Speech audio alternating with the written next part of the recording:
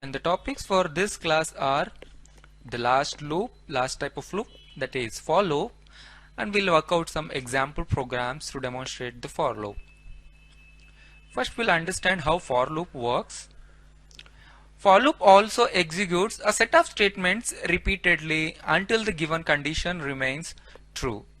Here also, as we did in the last two kinds of loops, as long as the condition remains true, it goes on executing the block code repeatedly. The for structure consists of three essential parts. One is variable initialization, second condition, and the third one variable update, or where we increment or decrement the for variable. So there are three parts in the for loop which are very important, and we'll combine all three together in the single statement like this.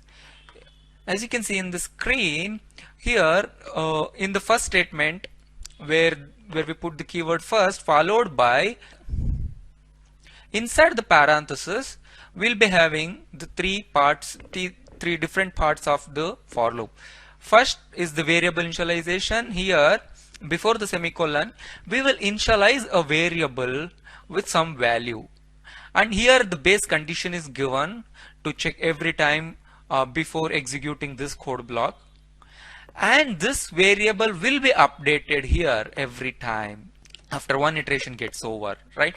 Either it is incremented or decremented in this part. First the variable gets initialized here and the condition is checked in the second place. First this will take place, and second the condition is checked, and at third place the code block is executed. In the fourth place the variable gets updated here, and again the condition checked against the variable. If the condition remains true, compiler enters into the loop and executes it for one more time, and it repeats and repeats again until the condition remains true. And friends, in this program I'll be demonstrating the for loop where we are going to print the same statement for 10 times, this time using the for loop, right? So for that, first I'll explain the for structure. So this is how it looks like.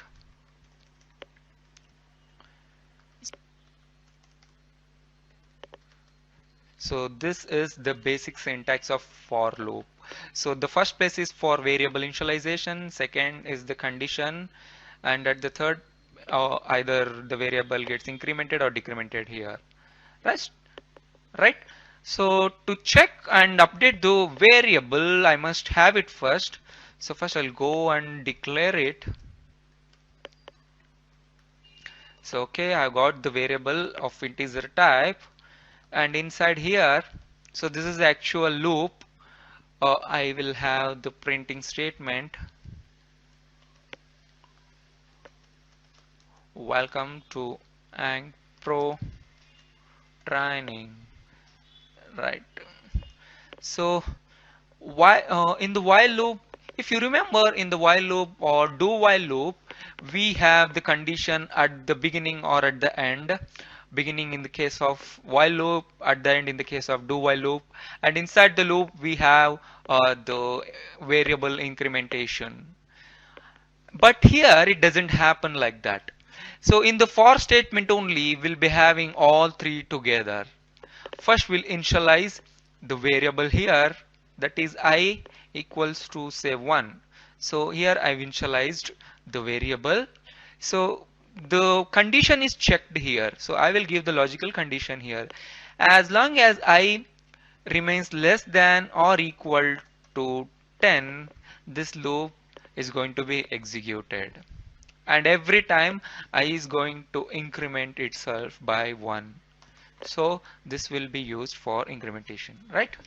So first I is initialized with 1 and checks for the condition. If 1 is less than or equal to 10, then the compiler executes this statement and comes back here to increment its value. So let's go and run this program. So yes, we successfully got the output, right? So if I want to print it for 20 times, control F9. So remember friends, it all depends on the value that you're going to initialize here and the limit you give in the second part, right? So this is the limit until where this loop is going to be executed, right? So this is the starting point, you can say, and this is the end point. Between that, this incrementation happens. So it brings the value from this to this, right? So this is how the for loop works. So let's try this. So let's use the for loop for printing a number series, right? So we'll print the number from 1 to say 10. So this is very simple. The loop remains the same. The loop remains the same. Just change the limit and go and print the I value. That's it. %d comma I, control F9. So that's it. So you can change the limit up to what number you want to print the I value, right? So if I want to say, suppose I want the numbers, the even numbers until 10.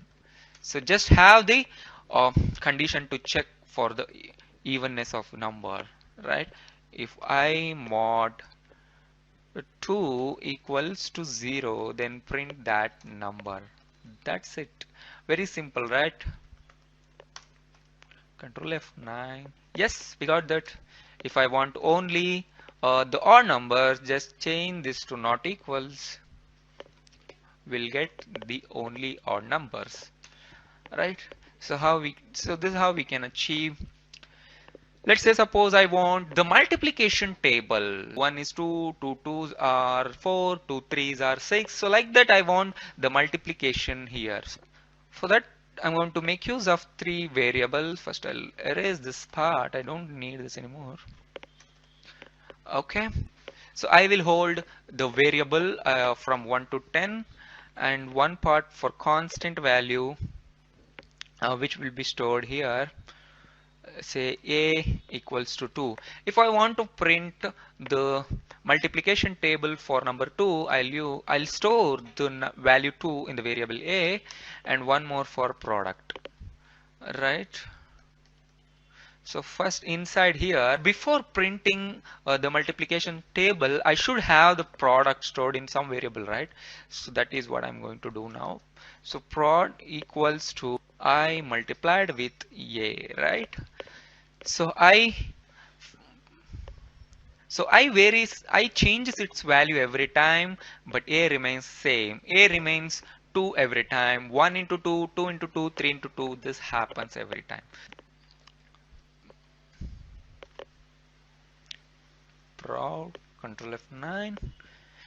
Yes, I got the multiplication table. Not exactly the table, only the product, right? Let's go and print the same pattern what we have in the books. So say suppose %d x %d equals to %d, right? So this is the pattern, right? In the first place 2 comes here in the first place and the variable comes in this place and the product here, right? So first I have to have the constant a comma I comma product. Control F9. Yeah, we got it. 2 into 1 2, 2 into 2 4, 2 into 3 6. Likewise I can achieve the multiplication table of any number, say. So I just change the number to 3 here, control F9. So I got the multiplication table for 3. So let us change this to 10, control F9. So that's what we got. So this is how we can achieve the multiplication table.